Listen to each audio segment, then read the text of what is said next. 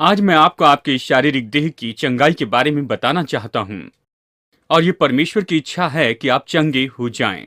प्रभु चंगा करना चाहता, और मैं आपको बताना चाहता हूँ कि चंगाई तो प्रभु यीशु मसीह ने जो प्रायश्चित का काम किया उसका एक भाग है। इससे मेरा अर्थ ये है कि प्रायश्चित तो वो बलिदान है जो प्रभु यीशु मसीह ने आपके लिए किया है। यीशु केवल आपके पापों की क्षमा के लिए ही नहीं मरा, लेकिन वो तो मरा ताकि आपके शरीर में चंगाई आ सके, उतना ही जितना कि वो आपके पापों की क्षमा के लिए मरा। बहुत से लोगों के लिए पूरा गलत सुनाई देता है, क्योंकि मसीहत ने परिपूर्ण रीति से बस यही बात स्थापित करने की कोशिश की कि यीशु पापों की क्षमा करने के लिए आया, और फिर शायद वो कहें कि परमेश्वर के पास चंगाई की सामर्थ है, चमत्कार हो सकते हैं, और वो इसे एक लाभ के रूप में देखते हैं जो केवल कुछ लोगों के लिए है और ये सभी के लिए नहीं है।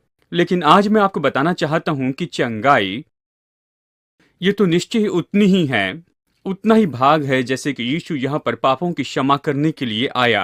ये कोई अलग काम नहीं है, ये कोई उसके साथ में और अतिरिक्त लाभ नहीं, जैसे कि मानो केवल कुछ लोगों के लिए काम करे।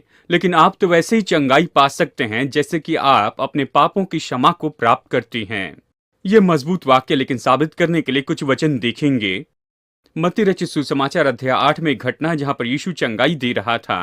वचन 16 और 17 इस तरह से कहता है, जब संध्या हुई तब वे उसके पास बहुत से लोगों को लाए जिनमें दुष्ट आत्माएं थी, और उसने उन आत्माओं को अपने वचन से निकाल दिया और सब बीमारों को चंगा किया, ताकि जो वचन यशायाह भविष्यवक्ता के द्वारा कहा गया था वो पूरा हो। उसने आप ही हमारी दुर्बलता को ले लिया और हमारी बीमारियों को उठा लिया।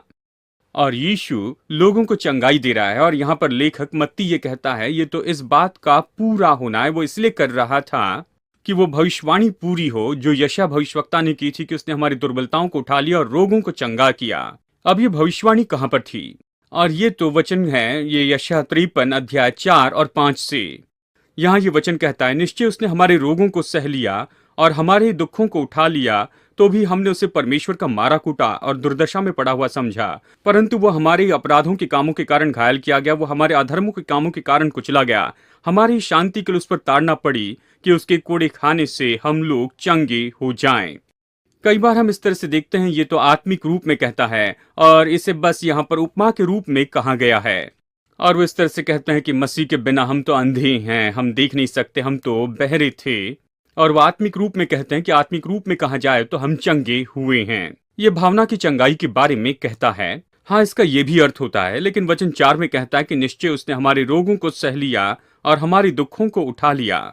और यही इब्रानी शब्द जो है वो तो बीमारी और रोगों के लिए अनुवाद किए गए, कई बार इसका उपयोग किया गया। और यहाँ पर ये तो निश्चय ही शारीरिक कमजोरी के बारे में कह रहा है। हम ये साबित कर सकते हैं क्योंकि जब ये मत्ती अध्याय 8 में कहा गया है, वचन 16 और 17 में जो वचन अभी हमने पढ़े, इसने इसे कोट किया और ये इस तरह से कहता है। नए नियम की कमेंट्री इस तरह से कहती है कि पुराने नियम के वचन के भाग का मतलब, उसने निश्चय हमारे रोगों को सह लिया और हमारी निर्बलता को उठा लिया। ये तो वही कह रहा है यहाँ पर, ये तो कोटेशन है। तो ये केवल आत्मिक चंगाई के बारे में नहीं कह रहा है। यीशु मरा आपके शरीर की चंगाई के लिए, बिल्कुल वैसे ही मरा जैसे आपके पापों की क्षमा करने के लिए वो मारा गया। देखिए, उसी तरह से जैसे आप कभी नहीं कहेंगे, खैर यीशु ने केवल कुछ ही पापों को क्षमा किया। मैं विश्वास करता हूँ कि वो सारे पापों को क्षमा कर सकता है, लेकिन वो कुछ पापों को क्षमा करता है और कुछ पापों के बारे में चाहता है कि हम उसके साथ में जिए। लोग कभी इसे नहीं मानते हैं। वो कहते हैं कि परमेश्वर इसलिए मरा कि हमारे सारे पापों को क्षमा करे, और जिस रीति से वो हमारे पापों की क्षमा के लिए मरा, उतने ही रूप में वो मरा कि आपको चंगाई दे आपकी सारी बीमारियों से। बहुत से वचन इसके बारे में बताते हैं। भजन संहिता 103 कहता है, मेरे मन यहोवा को धन्य कहे और उसके किसी उपकारों को न भूलना। हे मेरे मन यहोवा को धन्य कहे जो तेरे सारे अधर्मों को क्षमा करता है और तेरे सारे रोगों को चंगा करता है। यहाँ पर वो एक ही वचन में रखता है आपके शरीर की चंगाई और आपके पापों की क्षमा को। और पहला पत्रस अध्याय 2 वचन 24 में वो बिल्कुल यही तो कहता है। यहाँ पर ये कहता है कि वो आप ही हमारे पापों को अपनी देह पर लिए हुए क्रूस पर चढ़ गया, जिससे हम पापों के लिए मरकर धार्मिकता के लिए जीवन बिताएं। उसी के मार खाने से तुम चंगे हुए। ये यहाँ पर फिर से पापों की क्षमा और शरीर की चंगाई जो है फिर से एक ही वचन में रखता है। आप देख सकते हैं कि यीशु ने सभी बीमार लोगों को चंगाई दी। आप देख सकते हैं यहाँ पर प्रेरितों के काम अध्याय 10 वचन 38 में परमेश्वर ने यीशु नासरी को पवित्र आत्मा का ऐसा अभिषेक दिया कि वो भलाई करते फिरा और दुष्ट आत्मा से परेशान सभी को छुड़ाया। केवल कुछ को नहीं, लेकिन शैतान के सताए सभी लोगों को। हम समझ सकते हैं कि जो उसके पास में आए और जो उसके साथ संपर्क में आए, लेकिन कुछ भी हो, उसने सभी को चंगाई दी। उसने कभी किसी व्यक्ति के ऊपर एक भी बीमारी नहीं रखी। अगर हम सच्चाई को देखें तो यीशु ने कहा कि वो केवल वही करता है जो पिता को करते हुए देखता है, और उसने वो सब कुछ किया जो उसके पिता ने उसे दिखाया था। तो आप ये कह सकते हैं कि पिता की इच्छा नहीं है कि आपको बीमार करे, क्योंकि यीशु ने कभी किसी को बीमार नहीं किया था। उसने कभी एक व्यक्ति से भी नहीं कहा मैं चाहता हूं कि तुम बीमार रहो कि तुम्हें मैं कुछ सिखाऊं। ये बात सच नहीं है। उसके कोड़े खाने से हम चंगे हो चुके हैं। क्या आप जानते हैं ग्रीक शब्द सोजो SOZO और नए नियम में यह अनुवाद किया गया है पापों की क्षमा के लिए 300 से भी ज्यादा बार, लेकिन यही शब्द इसका अनुवाद दूसरी जगह पर हुआ है चंगा करना और छुटकारा देना, और कई बार तो इसका संबंध संपन्नता से भी जोड़ा गया है। और एक क्रिश्चियन डिनोमिनेशन जिसे कहते हैं फोर स्क्वायर गॉस्पेल, और वो आधारित है इस ग्रीक शब्द सोजो पर। इसके 4 भाग है। केवल पापों की क्षमा ही नहीं, लेकिन आपके शरीर की चंगाई, संपन्नता यानी आर्थिक संपन्नता है, और साथ ही दुष्टात्मा की शक्ति से छुटकारा। और यही तो वो 4 स्क्वायर है, ये 4 पिलर है इस सिद्धांत की। और इस ग्रीक शब्द का बिल्कुल यही तो अर्थ होता है। इसका मतलब है केवल पापों की क्षमा ही नहीं, लेकिन आपके शरीर की चंगाई भी, आर्थिक संपन्नता और दुष्टात्माओं के सताव से छुटकारा।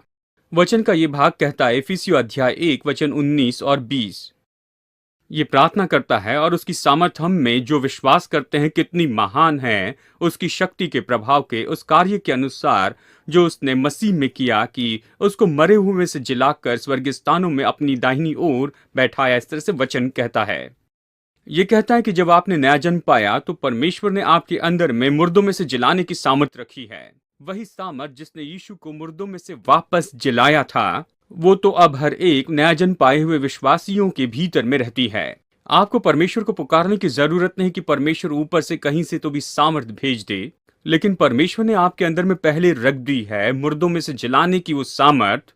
उसने ये नहीं कहा कि जाकर बीमारों के लिए प्रार्थना करो, उसने कहा जाकर बीमारों को चंगाई दो। मत्ती अध्याय 10 में, लूका अध्याय 9 और दूसरी जगह पर देखिए, उसने ये सामर्थ हमारे अंदर में पहले ही रखी हुई है। हमें मांग कर ये नहीं सोचना है कि क्या परमेश्वर ने इसे किया है। हम सच में आज्ञा दे सकते हैं, हम अपने अधिकार को लेकर इस सामर्थ को खोल सकते हैं, क्योंकि परमेश्वर ने ये हमारे अंदर रखी है। देखिए, पापों की क्षमा की बात आती है तो हम ये नहीं कहते लोगों से कि बस प्रार्थना कीजिए और प्रभु से क्षमा मांगे और देखिए क्या वो करता है। अगर आप इस तरह से बताएं परमेश्वर आपके पापों को क्षमा कर सकता है लेकिन उसने अब तक नहीं किया है, तो मांगो, देखते हैं कि आपके लिए काम करता है। तो मैं गारंटी देता हूं बहुत से लोग इस बात में सहमत नहीं होंगे कि उन्होंने उद्धार पाया, क्योंकि वो प्रार्थना करेंगे और उसके बाद में विश्वास करने के बजाय वो बस राह देखेंगे कि कुछ महसूसीकरण होगा। अगर वो कोई महसूसीकरण नहीं करेंगे तो वो संदेह में आएंगे और कभी सहमत नहीं होंगे कि उन्होंने उद्धार पाया। हम लोगों से कहते हैं कि ये पहले ही हो चुका है। उसने कहा जो भी प्रभु के नाम को पुकारे वो उद्धार पाएगा, क्या आप उसमें आते हैं? तो वो कहते हैं हाँ निश्चय। तो हम कहते हैं प्रभु के नाम को पुकारे और निश्चय वो इसे करेगा। कोई बात नहीं, आप क्या महसूस करते? चंगाई के बारे में भी ऐसे ही है। देखिए, ये सब इस तरह से होता है कि किसी से कहते हैं कि मांगो और फिर सोचते हैं होगा या नहीं। नहीं, ये पहले ही हो चुका है। यीशु के प्रायश्चित में ये है। वो कभी भी हमारे पापों को क्षमा करना बंद नहीं करेगा। और इसी तरह से हमें लोगों को बताना है कि चंगाई जो है प्रभु यीशु मसीह के प्रायश्चित में जुड़ी है। वो आपकी शारीरिक भलाई के लिए उतना ही मरा जैसे कि वो मरा है आपके पापों की क्षमा के लिए। जिस तरह से यीशु कभी नहीं चाहता है कि आप पाप करें, यीशु नहीं चाहता है कि आप बीमार हो। जिस तरह से यीशु कभी हमारे पापों को क्षमा करने में चूकता नहीं है, तो यीशु किसी व्यक्ति को चंगाई देने में नहीं चूकेगा। आपको इस पर विश्वास करना होगा, उससे पाना सीखना होगा, लेकिन परमेश्वर कभी ऐसा नहीं जो आपको न दे।